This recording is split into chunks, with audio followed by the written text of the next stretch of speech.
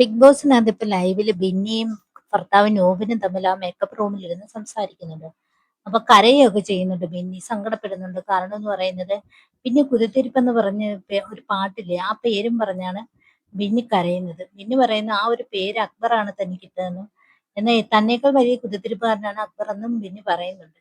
അത് മാത്രമല്ല, നൂബിനോട് ബിന്നി പറയുന്നുണ്ട്, ഞാൻ എവിടേക്ക് തിരിഞ്ഞാലും ആരോട് പോലും മിണ്ടിയാലും എല്ലാവരും വന്ന് പറയും ഞാൻ എന്ത് കുത്തിത്തിരിപ്പ് ഉണ്ടാക്കുകയാണെന്നുള്ളത്. കുത്തിത്തിരിപ്പാണോ കുത്തിത്തിരിപ്പാണോ എന്ന് ചോദിക്കുന്നത് ശരിയാണ്. അവിടെ പിന്നെ ആരോട് സംസാരിച്ചാലും എപ്പോഴും വന്ന് ചോദിക്കാറുണ്ട്. ഷാനവാസ് വന്ന് ചോദിക്കാറുണ്ട്, അക്ബർ വന്ന് ചോദിക്കാറുണ്ട്, കുത്തിത്തിരിപ്പ് എടുത്തു വന്നതെന്ന് അതിൽ വന്ന് ചോദിക്കാറൊക്കെ ഉണ്ട്. അപ്പൊ അതൊക്കെ പറഞ്ഞ് കരയുകയാണ്. അപ്പം നോവിൻ പറയുന്ന ഒരു കാര്യമാണ്, നിനക്ക് ഈ ഒരു പേര് വിളിക്കുന്നതിൽ വിഷമവും ബുദ്ധിമുട്ടില്ല എന്നുണ്ടെങ്കിൽ നീ അതങ്ങ് വിട്ട് കളയണം. എന്തിനാണ് അതിനെക്കുറിച്ച് ചിന്തിക്കുന്നത്? അതിനെക്കുറിച്ച് വീണ്ടും വീണ്ടും ചിന്തിച്ച് കരയുന്നത് എന്തിനാണെന്നൊക്കെ നോബിൻ ചോദിക്കുന്നുണ്ട്.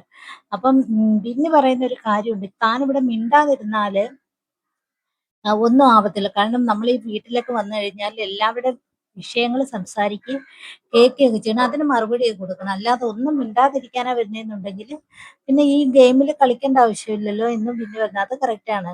എന്ന് വെച്ചാൽ എന്തെങ്കിലും ഒരു വിഷയത്തെക്കുറിച്ച് ബിഗ് ബോസ് എന്ത് കാര്യം നടന്നാലും അതിനെക്കുറിച്ച് ചോദിക്കും.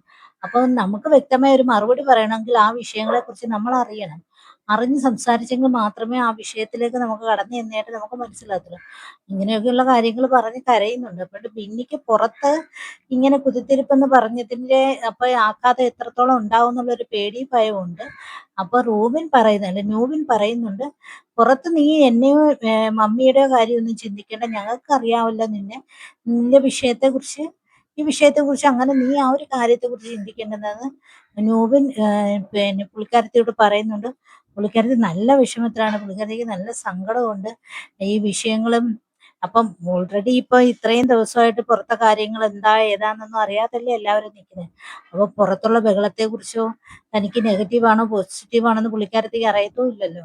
അപ്പൊ ആ ഒരു ടെൻഷനാണ്. അത് ഇപ്പം എനിക്ക് മാത്രമല്ല, ആ വീട്ടിലുള്ള എല്ലാവർക്കും ഉണ്ട്. അത് അനുമോള് തന്നെ ഇന്നലെ പറയുന്നുണ്ടില്ലേ, തന്റെ വീട്ടിൽ നിന്ന് ആരും വരണ്ടാന്ന് അനുമോള് പറയുന്നില്ല. അപ്പൊ എല്ലാ